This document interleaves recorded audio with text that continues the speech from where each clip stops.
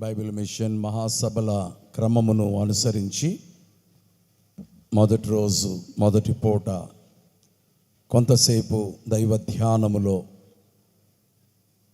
మనము నడిపించబడడం అనేది తండ్రి గారి కాలము నుండి జరుగుతూ ఉన్నది.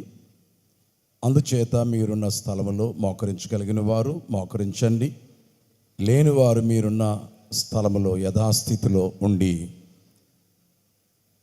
ప్రభు యొక్క తలంపును కలిగి కొద్ది నిమిషములు ధ్యానము జరిగించుకుందాం.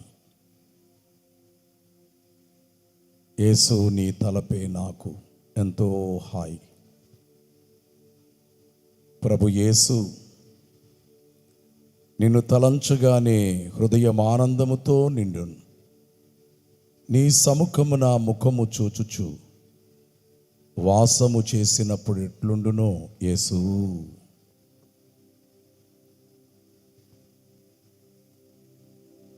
నీ నామస్వర మాధుర్యంబు నా నాలుక పాడంచాలదు,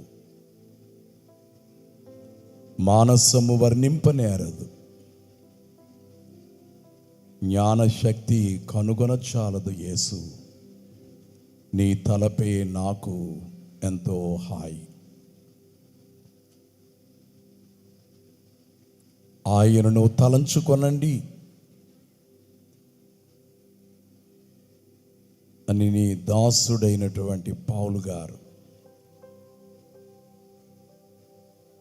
హెబ్రీలకు రాసినటువంటి పత్రికలో తెలియచేసినట్లుగా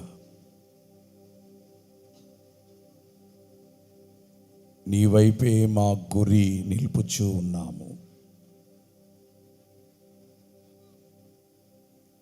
నీవు మాతో ఉన్నావు, మా మధ్య ఉన్నావు. పరిశుద్ధాత్మగా సంచారము చేయుచున్నావు. ఇది నీ సాన్నిధ్యము.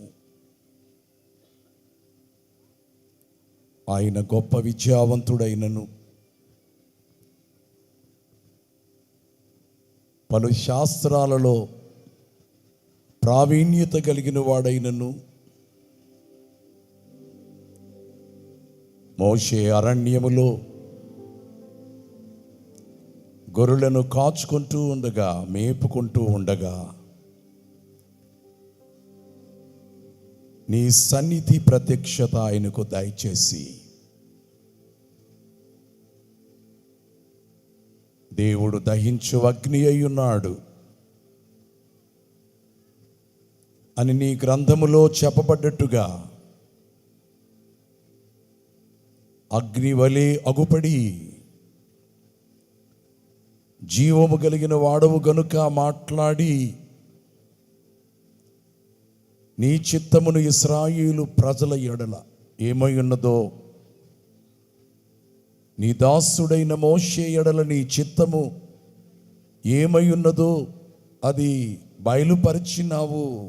నీ సన్నిధి యందు క్రొత్త విషయములను, క్రొత్త పనిని నేర్చుకోగలిగిన వానిగా చేసినావు కనుక నీ సన్నిధి నుండి అందుకున్న వర్తమానమును బట్టి మోషేకు నీవిచ్చినటువంటి ఆజ్ఞను ఆయన అంగీకరించి మనస్సును వంచి విధేయత చూపి నీవు అప్పగించిన పని చేయగా 40 సంవత్సరములు పని చేయించినావు. కానీ ఆ పని యొక్క ఫలితము కొన్ని వేలు సంవత్సరములైనప్పటికీ ఆ పని నిలిచి ఉన్నది. ఆ ఆజ్ఞలు, ఆ 10 ఆజ్ఞలు, ఆ కట్టడలు నేటి వరకు నిలిచి ఉన్నవి. నీవేర్పాటు చేసుకున్నటువంటి ఇశ్రాయేలు జనము నేటి వరకు నిలిచి ఉన్నది. నీ మాటలు యథార్థమైనవి, నమ్మదగిన మాటలు. నీవిచ్చిన మాట వాగ్దానము ఎన్నటన్నిటికీ వాస్తవము. ఎప్పటికీ నీ సత్యము, నీ వాగ్దాన వాక్కులు ఆ మార్గములోనే 3000 సంవత్సరములకు పైగా మోషే కాలము నుండి ఇశ్రాయేలు జనాంగమును నడిపించుచున్నావు. నీకు స్తోత్రము. బైబిల్ మిషన్ మహాసభలలో నిన్ను స్తుతించుటకు నీ వైపు చూచుచున్నాము. ఎందుకనగా నీ కార్యము ఎంత గొప్పదో. కొండ మీద దైవజనుడైనటువంటి ఏలియా గారు 2 కాళ్ళ మధ్య తలపెట్టుకొని వేదన పొందుచున్న సమయములో కందులు పైకెత్తి చూచున్నట్లుగా చేసి చూచిన కళ్ళకు అరచేయి అంత మేఘము అగుపడినది. కానీ మేఘము చిన్నది, వర్షము గొప్పది. మోపైన వానగా ఎండిన నేలను పండిన నేలగా చేయుటకు పంపినావు. వర్షమును ప్రజలకు కరువు తొలగించి ఆహారమును అనుగ్రహించి బలపరుచుకున్నావు. అదే అనుభవమును నీ దాసుడైనటువంటి ఏలియా గారి జీవితంలో అంతా కరువే, కానీ నీ భక్తునికి ఆహారమును సిద్ధపరిచినావు. విచిత్రమైన పద్ధతిలో ఏ మానవుడు ఆహారము ఈ విధముగా వచ్చునని ఊహించుటకైనను వీలు కానటువంటి పరిస్థితుల మధ్య దేవదూత ద్వారా కాల్చిన అప్పములు, చల్లని నీళ్లు అందించి మధ్యలో ఇక ఆహారం ఏమీ అక్కర్లేకుండగా ఆగకుండగా 40 దివారాత్రులు ప్రయాణము చేయగలిగిన బలము ఇచ్చినావు. ఆ బలముతోనే ఆరోహణ బలము ఇచ్చినావు. అనగా నీ సన్నిధిలో ఉన్న బలము శరీరమునకు బలమును, ఆత్మకు బలమును, ఆరోహణ బలమును దైవజనుడైన ఏలియా గారికి మీరు దయచేసినారు. దైవజనుడు నీ దాసుడైన దేవదాసు అయ్య గారికి చేతిలో ఏమీ లేకపోయినను, రాబడి రాగల దారి లేకపోయినను, నేనే మార్గమును అని సెలవిచ్చిన మీరు ఒక మార్గమును నీ దాసునికి బయలుపరిచి బైబిల్ మిషన్ అనేటట్టి ఒక మార్గమును చూపించి నిండు వృద్ధాప్యము వరకు నీ దాసునితో మీరు మాట్లాడుచు నీ చిత్తమును బయలుపరచుచు సేవకు అక్కరలేమి ఉన్నవో వాటిని తీర్చుచు నడిపించినావు.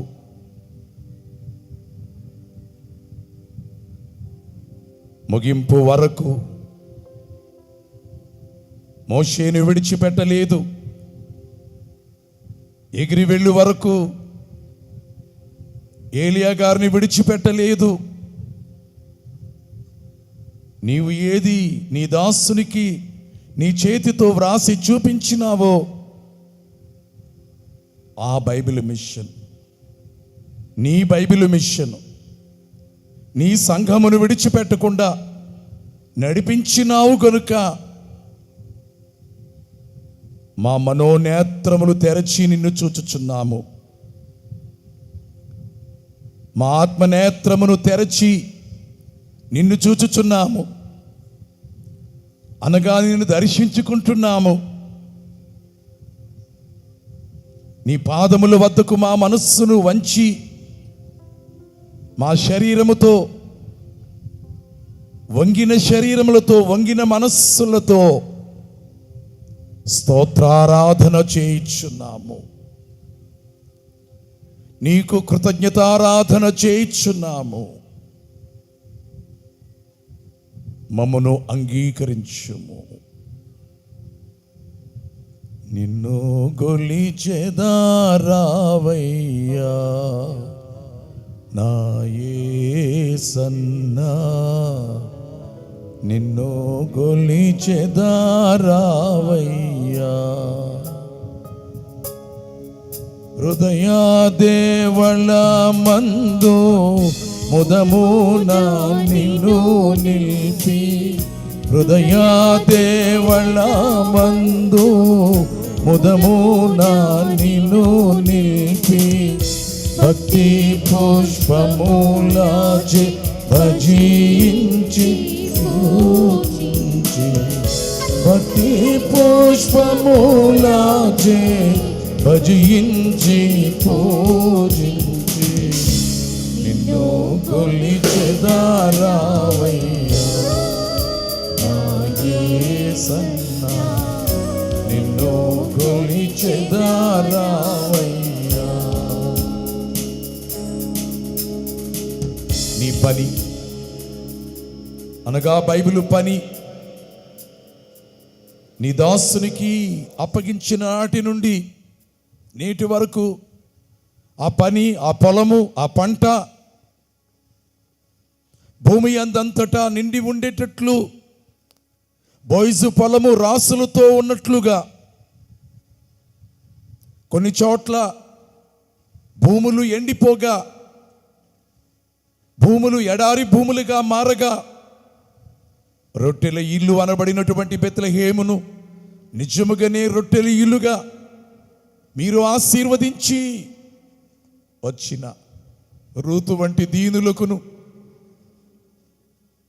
నయోమి వలె కలిగిన వారిని పోగొట్టుకున్నటువంటి వారికి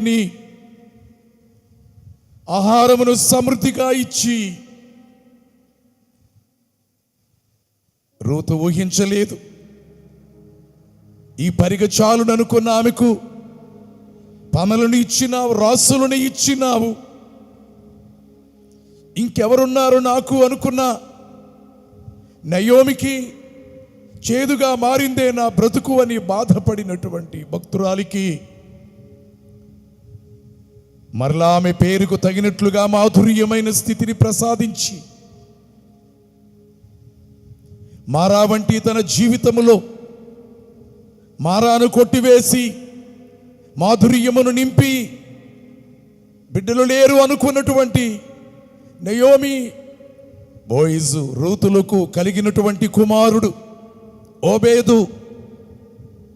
కానీ నయోమికి కుమారుడు పుట్టెను అనేటట్టి మాటను ఖ్యాతిలోనికి తీసుకుని వచ్చి, ఎంత గొప్ప సంతానము! యెషయిని దావీదును తీసుకుని వచ్చి, దావీదు కుమారుడుగా యేసు ప్రభువా మీరు వచ్చి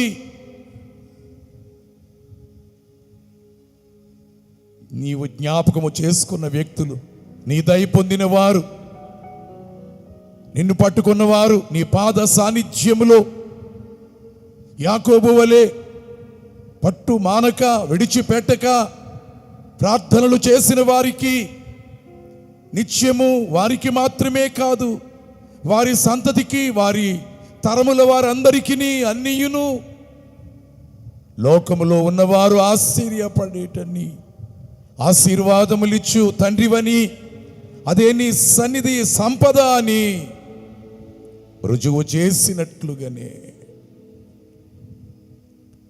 వద్దు జీవితంలో ఏదియు యేసు తప్ప బ్రతుకునందు ఎవరు కావలే అని ప్రభువా మిమ్మును, యేసు ప్రభువా నీ సేవను, నీ శిలువ దీక్షను కోరుకున్న నీ దాసునికి అన్నియును నీ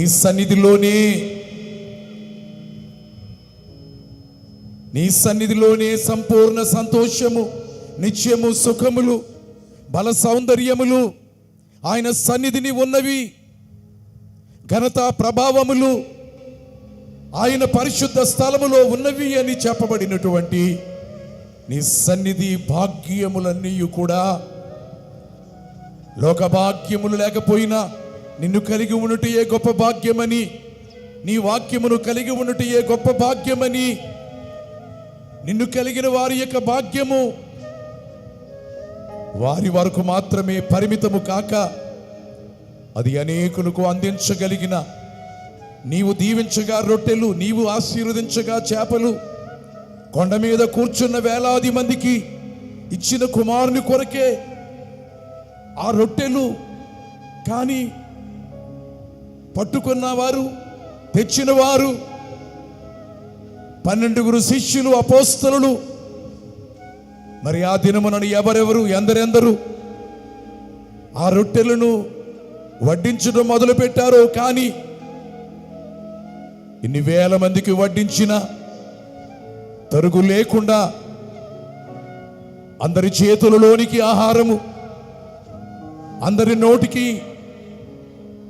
రుచి కలిగినటువంటి భోజనము, వాక్య బలమును అందుకున్న వారికి శరీర బలము కొరకైనటువంటి భోజనం ఇచ్చినట్లుగా ఈ సంఘమునకు అవసరమైనవన్నీ